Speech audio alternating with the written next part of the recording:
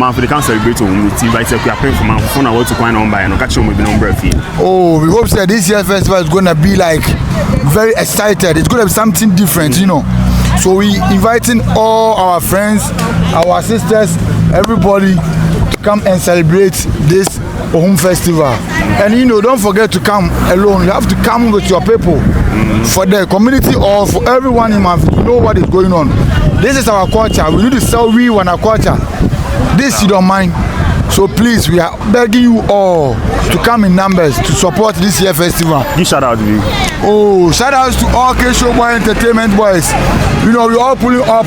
That's 28th of December 2025 at the Deba of Chidamai Palace to support our own. Sure. So we should all pull up and come in numbers. Bro, yeah. Thanks, man. What's your first name? What's your friend Emmanuel? Max and Mammy.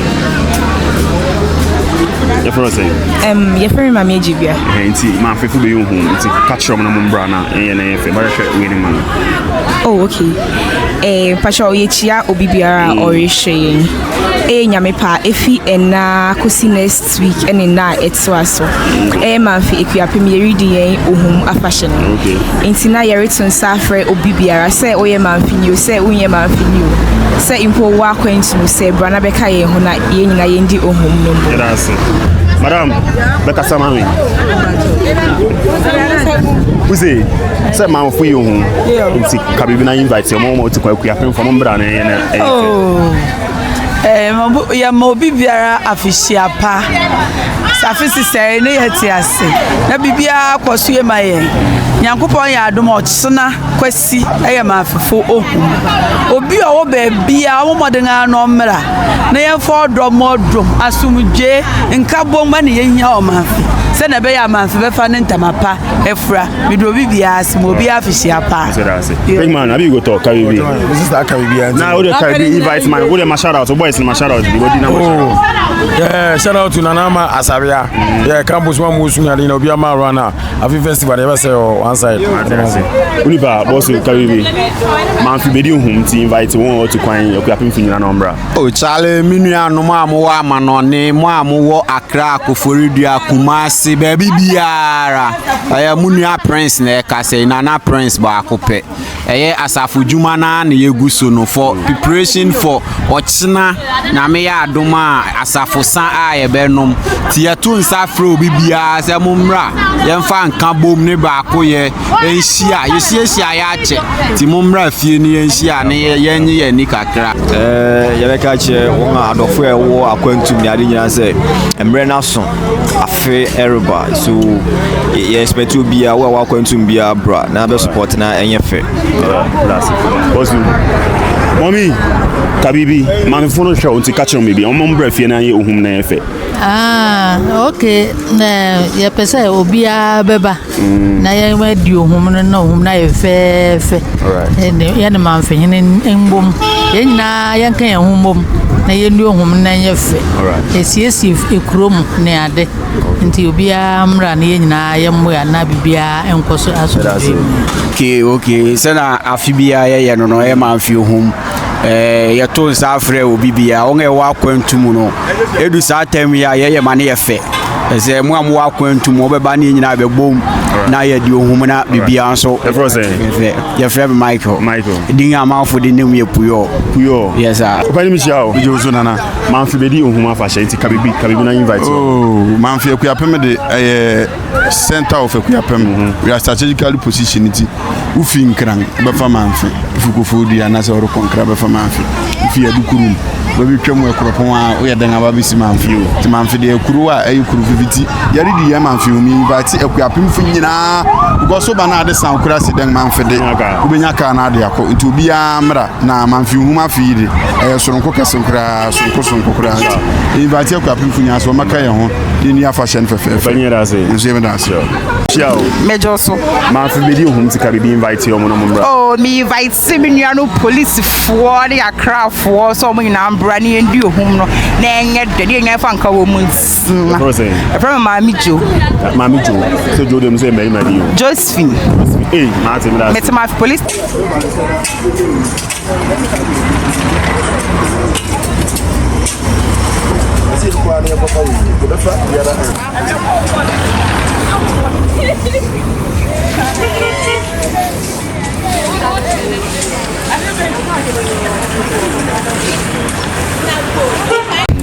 Mamfi ne yewo sisiye ochina ya asafusa na ochina asafusa no ebeye edutwam nti misire se obi biara oho bia mra no mehwa asafusa by 2:33 de ne a start asafusa no misire se obi biara mra no mehwe se ne awo no asafusa fa na yemfo do modum na asafusa no ye odo se wodi obi wo problem a wontimi mama no asafusa nti adofo na behia nti misire obi biara se omra na afia so me mo obi biara afia pa biem one don ka bibi man fo hwe kwa fo hwe ka bibi kire oh we say Sunday yɛrɛ no masafasa yɛpɛ sɛ adɔfo a ɔmbɛte yɛn nka nyina ɔmmra no aboa na yɛne mɛyɛ fɛ ɛsɛ kakra no so ma wɔka no bɛnyina ka wɔ ɔsɛ woka bibi dabi ka bibi ka wode kyia manfo no kyia manfo wɔ tu kwan kyia ntia obiara me nti kasa no wote kasa ɔbɛ na ɔka brɔfo ya igbem igbem ne ka wɔ igbem me de gbana me sia egbe ami le Mamfi ni le edumejajira romedo ni ochina Sunday da mi pa me sia me be ne vacho mi atonya me festival as apple no via ojile Mamfi duomelo le Akuapem da kwa me sia yes man fish you say that say okay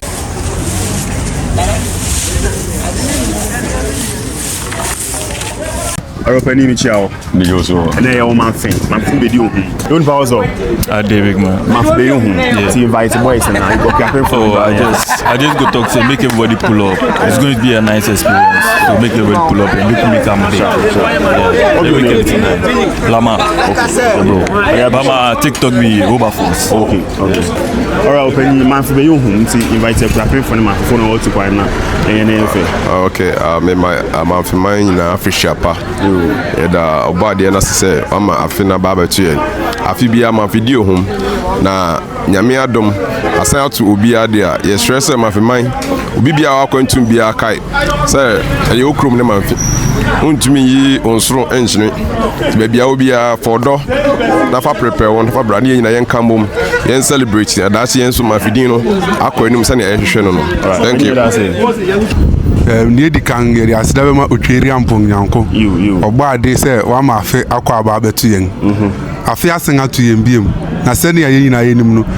Akuapem kroni no bia wona ama ne na afa sha yodi na afe na eduma afefo so eye Ohum festival initially ne ane afi ase with communal labor ayegusu ayeye 18 yetu nsafre obi bia efi atiri benchei se wombra ochina ya asafonsa wombeka ya hune mfo dombom ne enum nsan na enyefe obi amra no misua de ya de obi bias openye daze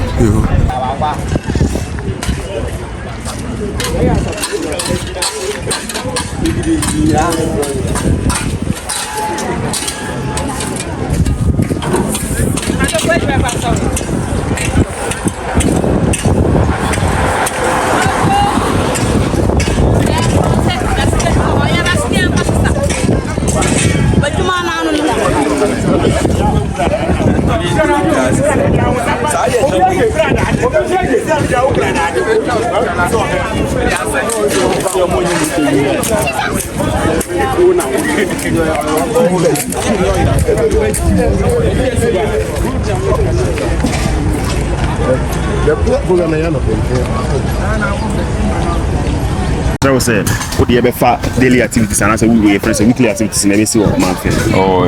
me da wase Mamfi Ohum no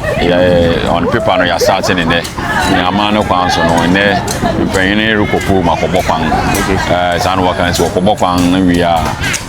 ochina ana go akofa Ohum ni events go akofa Ohum na eden aba ochina kwesi no asafusa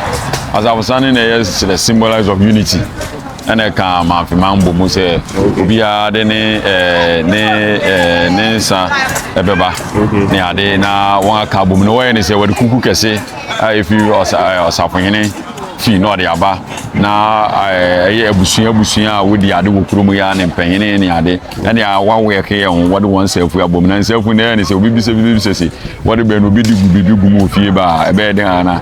the way ne sɛ wode safu no ba wo ka hwɛ we a wode won safu bi ya obi a wode ba me de kwa bede be nsa na me de be ma ohene no de be gu kuku ni mu no me ka hwɛ no wan wo sɛ hwɛ ni mu me ko mampon no me sim na sɛ almost the fra yo yende ne de kuku kakra o kina obi won kuku kese ya esiwo nti obi a wo bodin osafo ni gina nkyɛn no bodin asemasi yo sɛ de twa to kura yo saber man sɛ sereku ono wo bodin no de ne de ba wia na kyese opanyinu gwari wia na nsu ya Mamfi o saber man sɛ sereku the third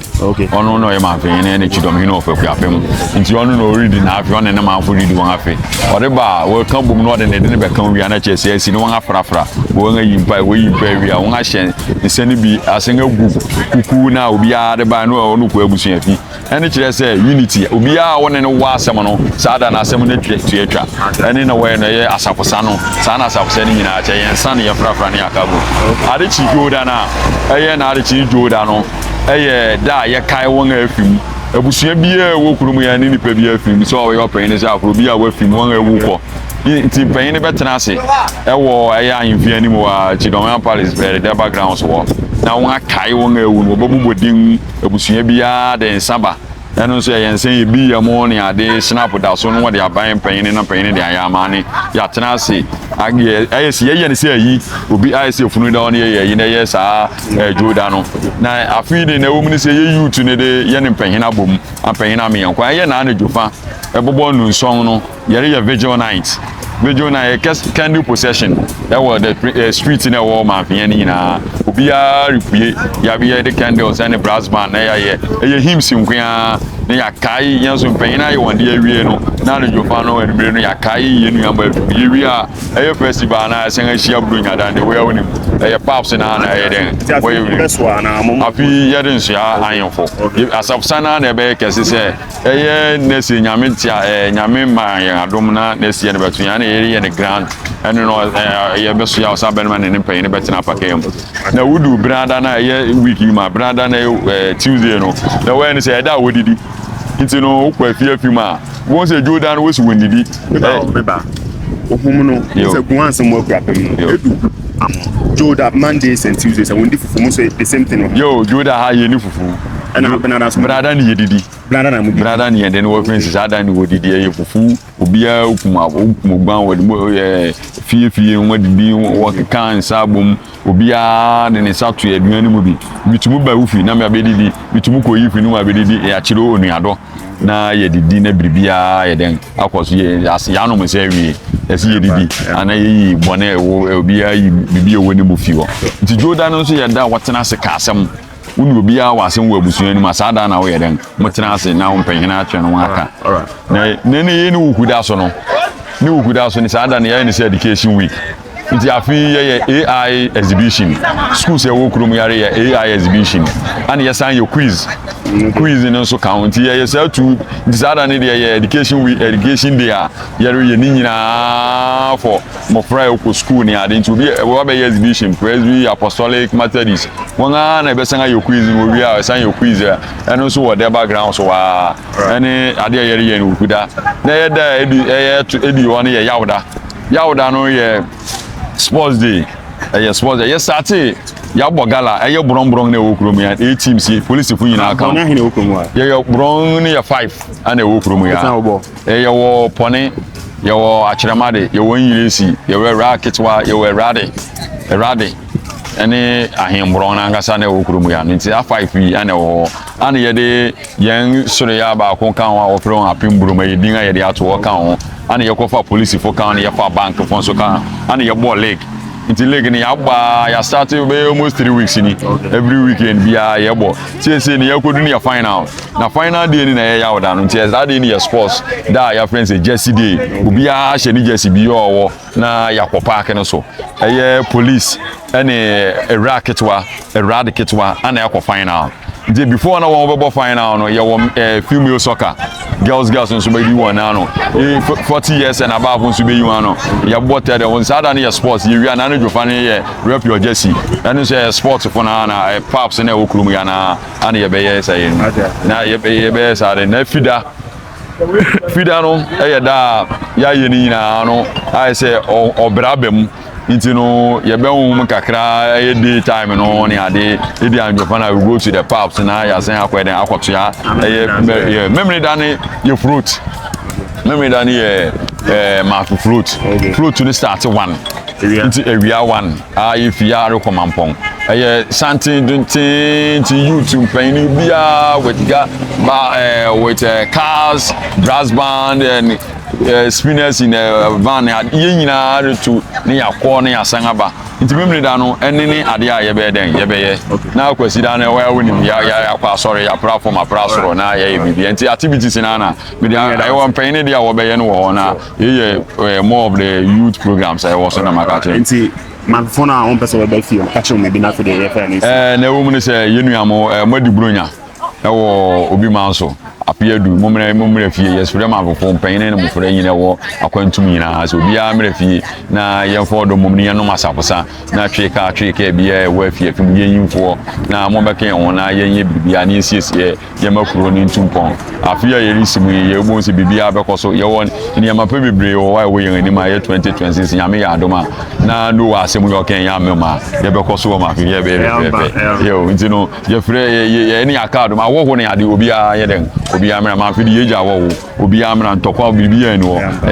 merry making obi o hie oni a wa kire hia na wa sere wa kire no oni ado ne uni se Akuapem se ogun ansa na trans nti gun ansa na mo ntichi nti o te chepon na la teka menti na menti ana maken na meke bi mo e brofo okre na chepon la uni bibia menti bibia e o se me kire o na wa invite you no meka na wa ka di match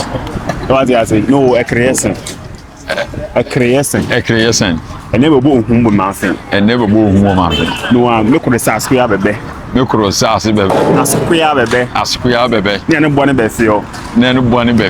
mbe catch me say Mamfi be Ohum to be ambra na ye fe no was no watch nti yenim say ye ne wa na be koso edi Ohum no nti emre ne anu nyina ne koso bia no wa be fie sure